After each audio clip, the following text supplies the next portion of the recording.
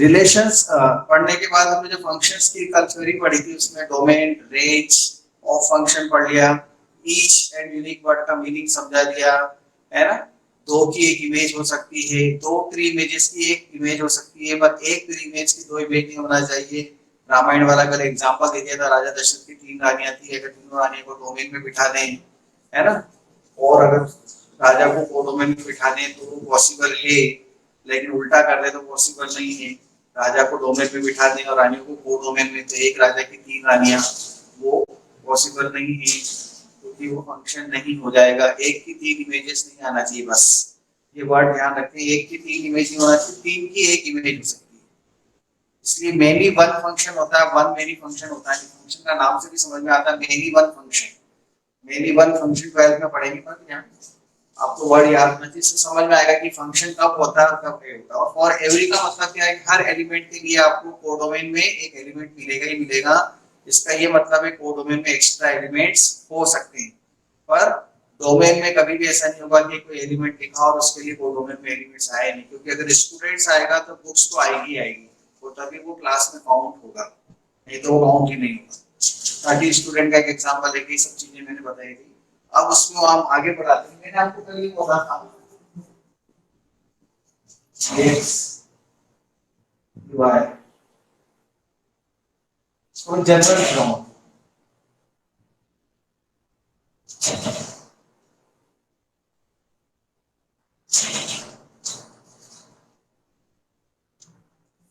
ये बुक्स नहीं होगी, स्टूडेंट्स समझने के लिए हमें यही बोलेंगे, पर अभी थ्योरेटिकल लिखा हूं। मान लो x1 की इमेजेस y3 है, x2 की इमेजेस y1 है, x3 की y6 है, x4 की y5 है और x5 की y8 है। ये सब क्या है? इमेजेस। इसकी ये इमेजेस है, ये सब प्री इमेजेस है। तो इसके अंदर कुछ एक्स्ट्रा एलिमेंट दिख रहे हैं, देखो आप, ऐसा हो सकता है, ये फंक्शन है, it is function, it is function. इधर अगर मैंने एक एग्जाम लिख दिया उसके लिए एलिमेंट्स ही नहीं लिखे,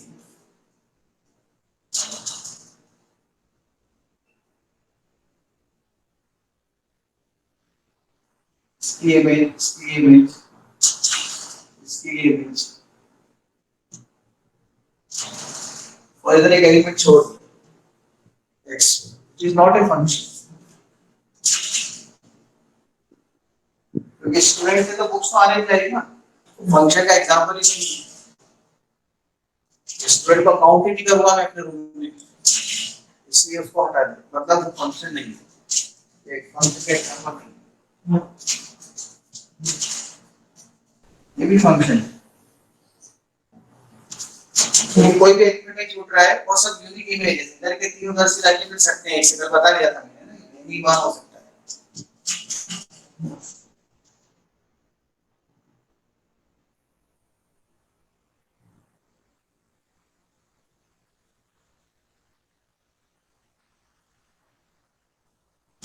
इज नॉट ए फंक्शन। क्यों नहीं फंक्शन? क्योंकि x1 की दो इमेजेस मिल रही है, 3x की एक इमेज हो सकती है, 3x की एक y इमेज हो सकती है, पर एक x की दो या तीन इमेजेस नहीं होना चाहिए, एक की एक इमेज, ठीक है। वो फंक्शन नहीं है, फंक्शन नहीं है, फंक्शन नहीं है, फंक्शन नहीं है, ये भी फंक्शन है, तो बता ही दिया था आपको मैंने,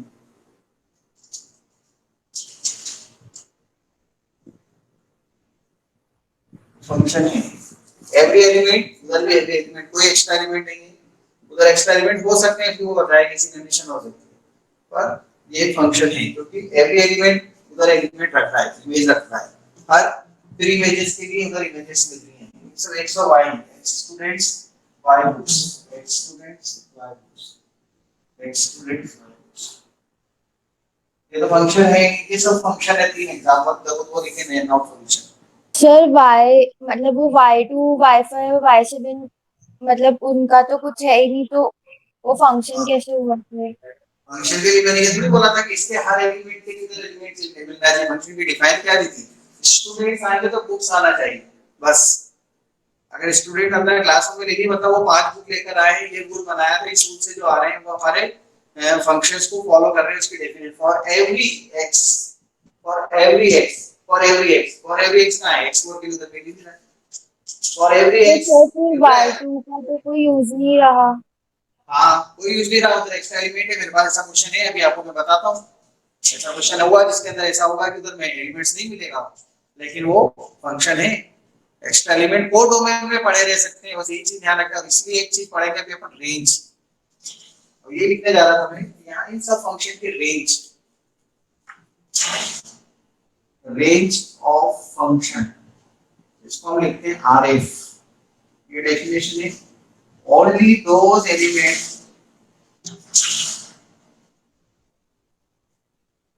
of codomain which are associated to the elements of domain। Words को ध्यान से समझना, only those elements of codomain. Codomain की केवल वही एलिमेंट्स, कोडोमेन की केवल वही एलिमेंट, ये तो बात में हम लोग को तो फंक्शन नहीं, तो उसके बारे में सोचना ही नहीं।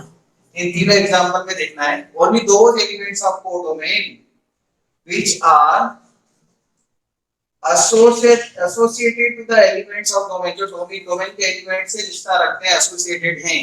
तो इस वाले फर्स्ट एग्जांपल में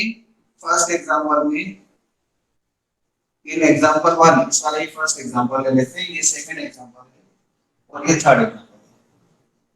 तीन एग्जांपल होंगे हमारे पास। इन एग्जांपल वन रेंज क्या होगी, y1 y2 y3, it is a set. Second example range क्या होगी, y1 y3 y4 y6 y8, ये आएगी रेंज। कोडोमेन में ये सब हो जाएंगे, कोडोमेन में तो पूरे एलिमेंट्स है, ये छोटा सा डिफरेंस होता है कोडोमेन और रेंज में। एंड थर्ड में क्या लिखोगे,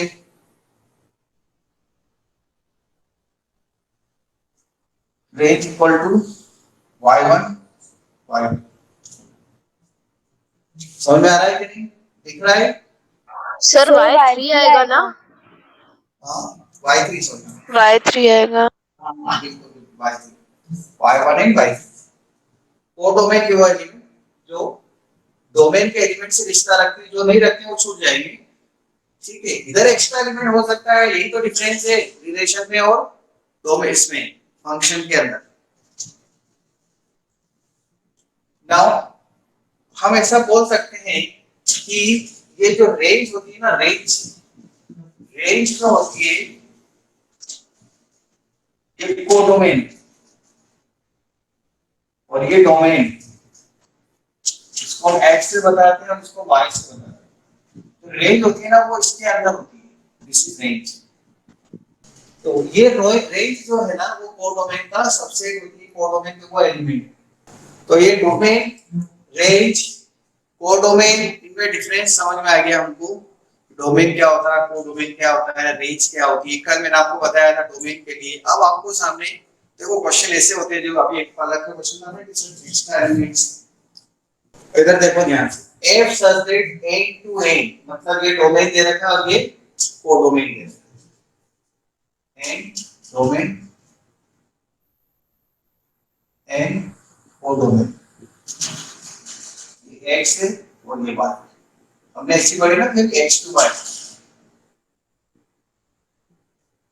और y इक्वल टू fx होता है, y इक्वल टू 2x है, मतलब y की वैल्यू x को डबल करने पे मिलेगी। नेचुरल नंबर बताओगी पलक?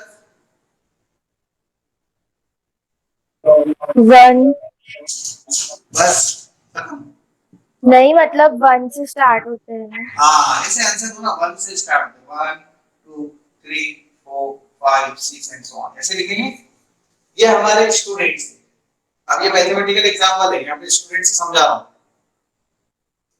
और इधर क्या दिया हुआ है, इधर भी ए लिखा हुआ है ना, एक तो एन दे रखा है, क्वेश्चन भी दिया 1 2 3 4 5 6 7 8 एंड सो ऑन। ठीक है, अब इन्होंने ये रूल दिया है एफ एक्स का मतलब है एक्स की वैल्यू, यहाँ पे फंक्शन की वैल्यू कितनी है, तो अपन एक्स की प्लेस में 1 पुट करो, x equal to 1 f1 value of function, मतलब वही इमेजेस आएगी, क्या है प्री इमेज, ये प्री इमेज है, वैल्यू ऑफ फंक्शन को क्या बोलते हैं, इमेज। कितनी आई वैल्यू 2, 1 पे कितना मिलेगा 2, मतलब 1 किस तरह के मिलेगा, देखो 2 से, x इक्वल टू 2 f2 कितना मिलेगा 4, 2 किस तरह के मिलेगा 4 से, 3 स्टूडेंट्स आए मतलब 6। आगे बात समझे, इधर x की वैल्यू पुट करता जाऊंगा, इधर y मिलते जाएंगे ना, लेकिन फिर भी 1 कभी नहीं मिलेगा, 3 भी कभी नहीं आएगा, 5 भी कभी नहीं आएगा, आ ही नहीं सकता। देखो आप ये मत बोलना से इधर 1/2, इधर तो 1/2 है ही नहीं नेचुरल नंबर में, तो इधर एक्स्ट्रा एलिमेंट दिखेंगे कि नहीं दिखेंगे आपको, देखो पर इधर इधर कभी भी एक्स्ट्रा एलिमेंट नहीं है। अगर आप इधर नंबर लिखोगे तो उधर आंसर मिलेगा ही मिलेगा। आप बोलोगे सर मैं इधर क्या लिख देती हूँ 0.3, ठीक है, तो उधर तो 0.6 मिलेगा ही नहीं, पर इधर 0.3 लिखा कैसे, लिख सकते हो क्या 0.3 इधर कोई लिख सकता है आप में से क्या, नो सर, क्यों, It's सर not a लिख natural सकते हैं number. क्योंकि वो बस तो नहीं 0.6 होगा। पे रेशनल लिखना है बस। तो इधर x पुट करेंगे तो उधर y तो मिलेगा ही मिलेगा, लेकिन कुछ y ऐसे हैं जो छूट जाएंगे क्वेश्चन के अकॉर्डिंग, ठीक है ना। अब अगर मैं इसमें देखो इसको ऐसा कर देता हूं,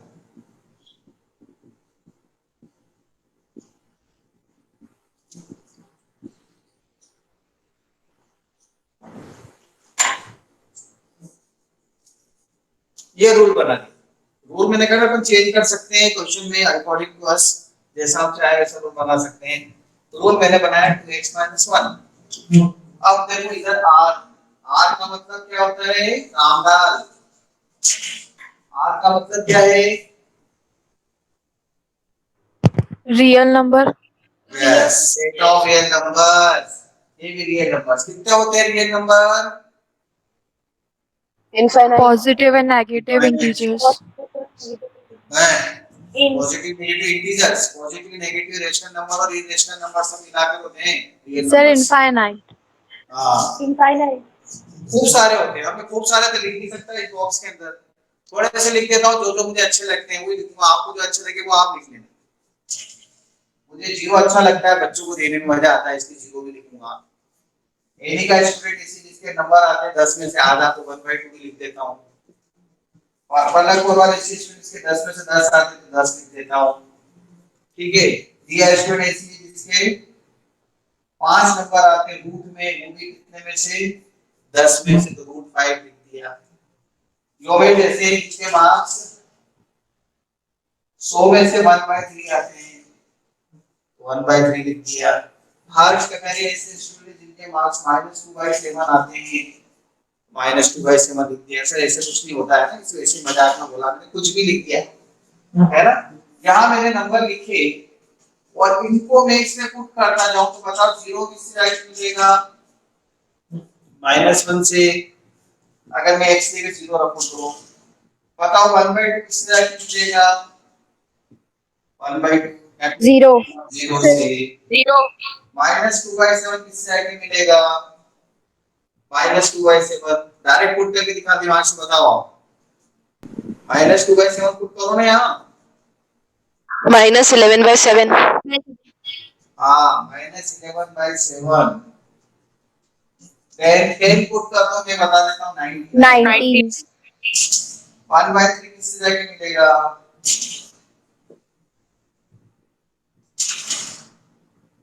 -1/3 -1/3. और √5 किससे जाके मिलेगा, 2√5 -1, ठीक है। आप देखो x की कोई सी भी वैल्यू पुट करो, उधर जो नंबर आ रहे हैं वो भी रियल के आ रहे हैं, उधर रियल दे रखे ना, इसलिए क्या दे रखे हैं, रियल नंबर्स। अब अगर मैं यहाँ रियल की जगह नेचुरल नंबर कर देता ना, तो फिर क्या होता, फिर क्या होता, यहाँ पर बहुत सारे नंबर ऐसे होते जो इधर के किसी भी नंबर से मिलते ही नहीं। जैसे मान लो यहाँ पे 1, यहाँ पे 2 आ जाता, 3 आ जाता, तो बहुत सारे नंबर है हमारे पास जो मिलेंगे ही नहीं। सॉरी इधर मतलब अगर अपन n लिख देते, अभी अपन ने क्या लिखा r, कोई सा भी नंबर इधर दो उसके लिए इधर नंबर मिलेगा ही मिलेगा, इधर कोई भी एक्स्ट्रा नंबर नहीं होगा, हर नंबर के लिए इधर मिलेगा। आप बोलोगे सर बताओ ना 3 के लिए क्या है, चलो थोड़ी देर बताओ 3 के लिए इधर क्या है, कोई बता सकता है? इसका उल्टा काम करना पड़ेगा ना। अभी हम क्या कर रहे हैं, 2 का मल्टीप्लाई करके -1 कर रहे हैं, तो ऐसा कौन सा नंबर है 3 लाने के लिए 2 का मल्टीप्लाई करके -1 करे, तो उसका सर करेंगे 2 यहाँ 3 सर 2 हाँ, और ये x इक्वल टू 2 आ गया, मतलब y की जगह क्या रख दो 3, y की जगह क्या रख दिया हमने 3 रख दिया, तो देखो x2 आ गया, मतलब इस 3 के लिए इधर क्या मिलेगा आपको 2 मिलेगा, ऐसा हो। मतलब मैं ये बोलना चाहता हूँ इधर एक भी एक्स्ट्रा एलिमेंट नहीं होगा, हर एलिमेंट के इधर एलिमेंट मिलेगा क्या, क्योंकि इधर r लिखा है, और अगर मैं इधर a लिखूंगा ना तो भी हर एलिमेंट के इधर एलिमेंट मिलेगा ही मिलेगा, कोई सा भी एलिमेंट इधर लिखूंगा उसका n का, पर सुनो, पर इधर n कर दूं मैं और उधर क्या कर दूं r, तो उसके हर नंबर के इधर नंबर मिलेगा जरूरी नहीं, ऐसा कह रहा हूं मैं 8 टू r, तो इधर हमारे पास एक्स्ट्रा एलिमेंट्स हो जाएंगे बहुत सारे। कैसे एक्स्ट्रा एलिमेंट हो जाएंगे, चलो अपन थोड़ी देर के लिए क्या ले लेते हैं, चलो -1, बताओ इसके लिए इधर क्या मिलेगा -1 के लिए, कोई बताएगा इधर कौन सा नेचुरल नंबर है -1 के, इसी रूल से 1/2 1/2 नेचुरल नंबर लिखूंगा, नो सर 0 0 0 लिखूंगा क्या इधर, नो सर तो इसका मतलब हुआ -1 के इधर कुछ भी नहीं मिलेगा, हो जाएगा ना ऐसा, yes sir yes sir yes sir तो -1 उधर छूट जाएगा, एक्स्ट्रा हो जाएगा ना उसका, मतलब ये डिपेंड किस पे करता है, यहाँ कैसा क्वेश्चन दिया हुआ है, इसमें अगर हम 2x -1 करते हैं तो इसके लिए हमें कुछ भी नहीं मिलेगा -1 के लिए, नो नेचुरल नंबर। फाइनली मैं यही चीज बताना चाह रहा हूँ, मैं कहना क्या चाह रहा हूँ, सो बात की एक बात क्या कहना चाह रहा हूँ कि कोर डोमेन में एक्स्ट्रा एलिमेंट्स हो सकते हैं, डोमेन में कभी भी ऐसा नहीं होगा, डोमेन हमेशा कैसा होगा, किस तरह से डिफाइन होगा, उसके हर मेंबर के लिए उधर मेंबर मिलेगा ही मिलेगा, नहीं तो वो फंक्शन नहीं होगा, इसी टोके। अब सर लेकिन अगर इसमें अपन x की जगह r ले लें और y के लिए n ले लें, तो अगर अपन r में √5 लेते तो वो y में तो आएगा ही नहीं ना कोडोमेन में। एक मिनट ये बोला आपने, यस सर हाँ चलो, और रूल क्या बोला 2x -1, यस सर अब आप बोलो इधर क्या नंबर लेना है, इधर आ बोलो, इधर कोई सा भी नंबर 2 इधर इधर n की तरफ लेना है, इधर लेना है,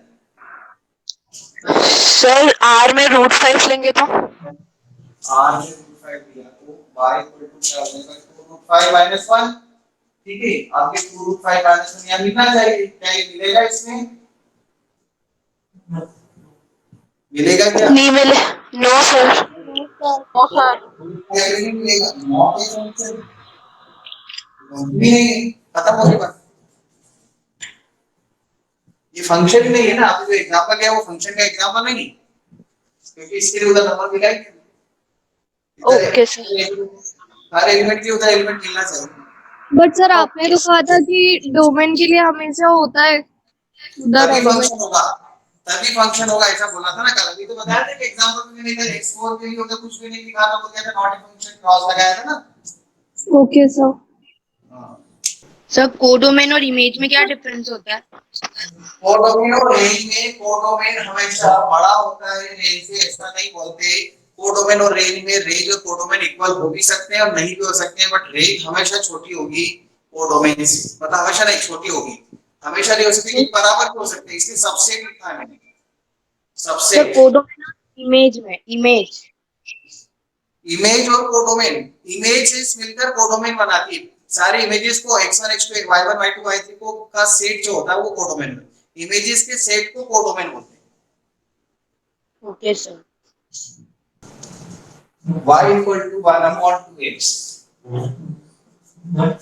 अब देखो सुनना, आप क्वेश्चन के बारे में कैसा आता है अपने एग्जाम में। ये बहुत ही सस्ता और बहुत ही सिंपल है, इतना इजी क्वेश्चन नहीं पूछते हैं एग्जाम में। इसमें ऐसा लिखा था find the domain defined by y equal to 1/2x। Defined by का मतलब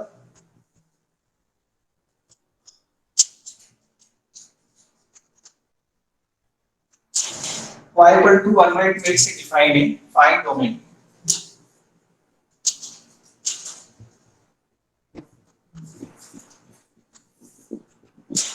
अब अगर हमने को डोमेन फाइंड करना होता है ना, तो x की वैल्यूज क्या क्या रख सकते हैं ये सोचना होता है।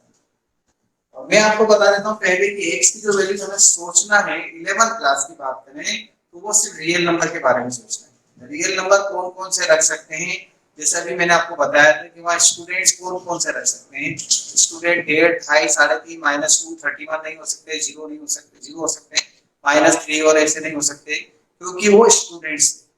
ऐसे यहाँ पर x एक रियल नंबर है, तो वो रियल नंबर क्या क्या हो सकता है जिससे बुक्स आ जाए, मतलब स्टूडेंट ऐसे रखना है जिससे बुक्स मिल जाए। तो वहाँ 5 स्टूडेंट थे तो 25 बुक्स आएगी। तो बताओ यहाँ x की वैल्यू में क्या क्या रख सकता हूँ जिससे कि मुझे रियल नंबर मिलेगा।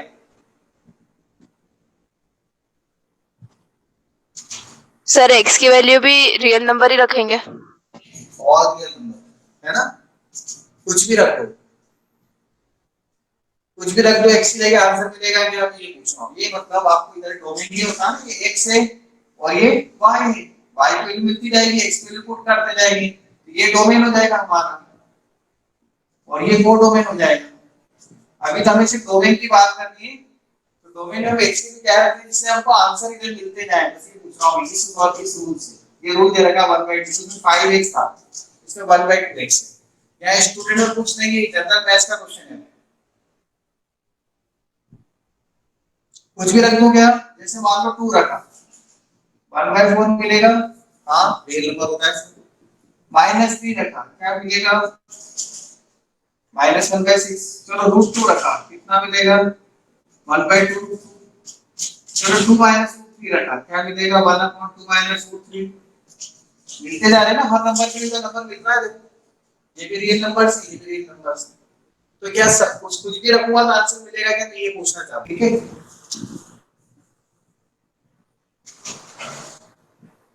सब रख दूं क्या, कुछ भी लिख दें। Yes sir. एक बार और सोचो यार, कुछ तो है ऐसा जो नहीं रख सकते। सर 0। हाँ गुड। सर 0। अगर मैं 0 रखूंगा तो बताओ क्या आंसर आएगा। 1/0। Not defined. Not defined. फिर 1/, मतलब 0 स्टूडेंट आने पे बुक्स आएगी नहीं।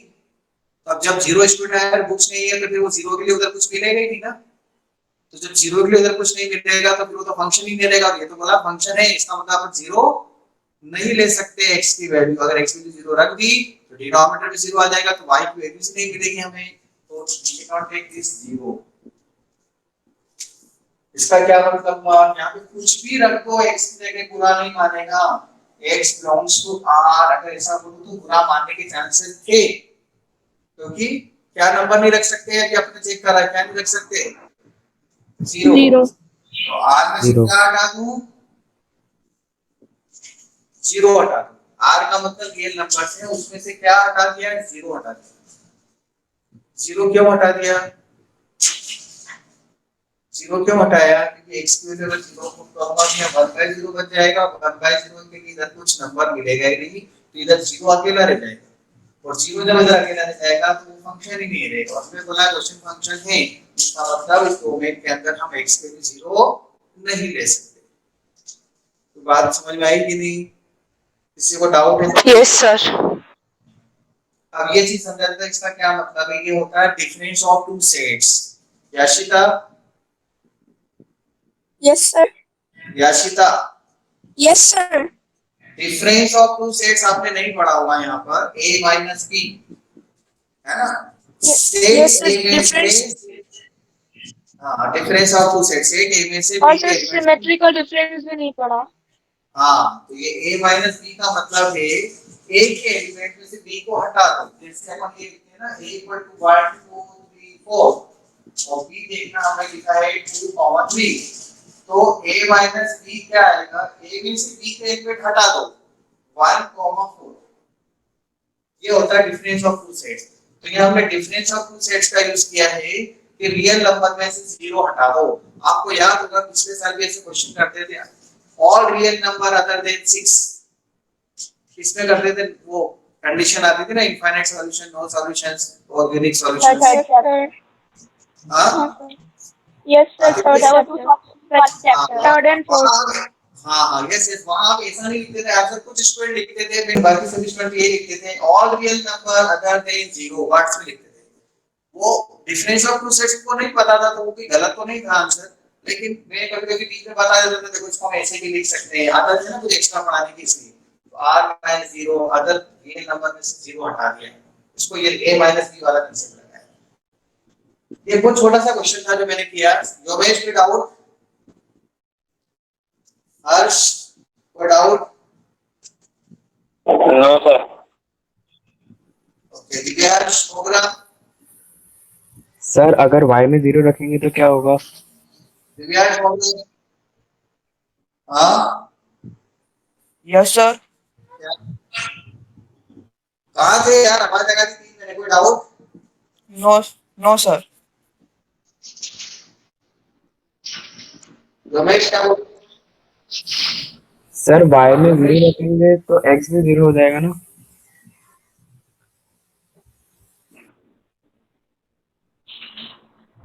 x की वैल्यू 0 हो जाएगी।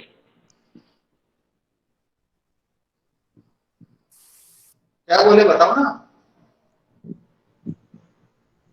सर एक बार y में 0 रख के बता दो। इस 0 के लिए इधर, यस सर। इस 0 के लिए इधर कुछ भी नहीं मिलेगा, बताओ इधर इस 0 के लिए क्या है, कोई बात उधर तो छोड़ सकते हैं ना एलिमेंट, जो कोई प्रॉब्लम नहीं, देखो अभी डोमेन पे डिफाइन, इधर एक्स्ट्रा एलिमेंट हो सकते हैं, ये तो मैंने बताया ना। Yes sir. ठीक है, इस 0 के लिए इधर कुछ भी नहीं मिलेगा, ये बिल्कुल सही क्वेश्चन किया है आपने, बिल्कुल नहीं मिलेगा, कोई बात नहीं, पर फंक्शन तो है। अभी हमको किसकी बात करनी है, किसकी बात ओके करनी सर। है? डोमेन। डोमेन रेंज फाइंड करने जाएंगे ना तब इसके ऊपर भी सोचेंगे। अभी अपन डोमेन के क्वेश्चन करते हैं पहले, फिर रेंज के क्वेश्चन करेंगे तब इसके बारे में भी सोचेंगे। और आपने सही सोचा है कि सर इधर 0 रखेंगे तो पता होगा क्या मिलेगा, कुछ नहीं मिलेगा, तो इससे कोई बुरा नहीं लगेगा क्वेश्चन को, लेकिन इधर 0 रख दिया तो बुरा लगना शुरू हो गया, क्वेश्चन है ही नहीं फंक्शन का। एक बच्चा जो एक्सपर्ट होगा बोलेगा सर ये तो फंक्शन ही नहीं है, आप फंक्शन का डोमेन फाइंड कर रहे हो, और ऊपर लिखा फाइंड द डोमेन में इधर 0 लिख रहे हो, ये तो गलत है ना सर। ये तो अपने को ढूंढना है, आंसर ये लिखिए domain of the function r - 0, ये आंसर है इसका, फाइनल आंसर ये x बिलोंग्स टू r - 0, मतलब डोमेन ये हो गया ना, डोमेन ये सारे नंबर 0 को छोड़। अब एक क्वेश्चन और बनाता हूं,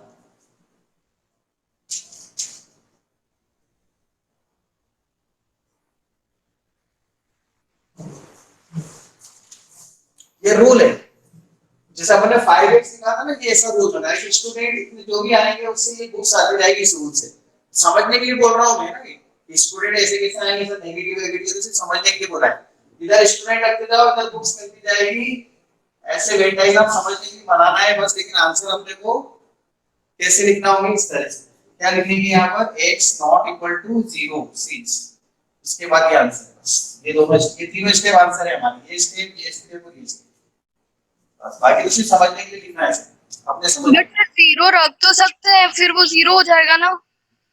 इधर अगर अपन x अपॉन x माइनस 3 में अगर 0 रख देंगे तो आंसर 0 है। ये दूसरा क्वेश्चन है, अभी इसके बाद कर रहा था मैं, अब अपन इस पे अब आ रहे हैं। आगे दूसरे क्वेश्चन, पहले क्वेश्चन के बाद मिक्स करो, ये फर्स्ट खत्म हो गया, अब बोलो इसके अंदर क्या क्या रख सकते हैं। सब भी रख दो सर 3 के अलावा सब कुछ। हाँ फिर 4 से स्टार्ट करेंगे ना, हाँ फिर 4 से स्टार्ट करेंगे ना, क्योंकि आंसर फिर माइनस में भी तो आ सकता है, वाह आने दो ना। तो सर स्टूडेंट माइनस में कैसे होंगे? अरे किसने बोला स्टूडेंट, कब बोला मैंने? आपने तो बोला था स्टूडेंट्स ये चार्टर, अभी मम्मी से बोलना मेरी तरफ चार्टर मारे तुम भाई, ठीक है। मैंने कब बोला यहाँ पर कि स्टूडेंट्स, अभी मैंने बोला कि समझने के लिए बोल रहा हूँ स्टूडेंट, लेकिन ये स्टूडेंट नहीं है। अभी कोई क्वेश्चन क्या स्टूडेंट की चलते रहेंगे सारे, एक वो एग्जाम्पल का समझाने के लिए। और ये बोला ना मैंने, एक्स रियल नंबर है गीता भाई। सर 3 के अलावा सारी वैल्यूज रख देंगे ना? हाँ, 3 के अलावा सारी वैल्यू कुछ भी रखो, 3 के अलावा आंसर मिलेगा ही मिलेगा आपको। रियल नंबर्स मिलना चाहिए बस। क्या बोल रहा हूँ मैं, रियल नंबर्स मिलना चाहिए। या कुछ भी रख दो आप, तो इसमें लिखेंगे x माइनस 3 जीरो नहीं होना चाहिए फॉर डोमेन। क्वेश्चन तो ऐसे करेंगे एग्जाम में, for domain x minus 3 is not equal to 0, मतलब x is not equal to 3। Domain equal to सारे रियल नंबर 3 को छोड़कर। अभी वो क्या बोल रही थी कि यहाँ पर आप सर 4 से बड़ा नंबर रखो, नहीं तो स्टूडेंट नेगेटिव हो जाएंगे ना, ऐसा बोला था पलक ने, बोला था ना। Yes sir. हाँ, अब अगर यहाँ पर आप ये थोड़ी देर के लिए, चलो मैं आपके बात मान के लूँ, अगर आप ऐसा बोल रही थी तो 7 रख सकता हूँ यहाँ पर। अगर मैं 7 माइनस 3 करूंगा तो कितना आएगा डिवाइड में, ये बताओ तुम। 4 4 और ऊपर कितना आएगा? 7 7 बाई 4 स्टूडेंट हो सकते हैं।